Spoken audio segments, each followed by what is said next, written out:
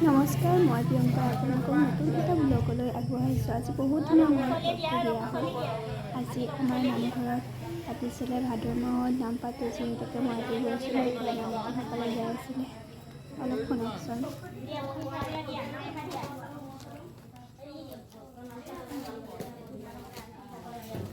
মানে এয়া কিহৰ কথা বতৰা জানো, মানে কোনে আৰম্ভ কোনে নাম নাগাব সেয়া কোৱাই আছিলে।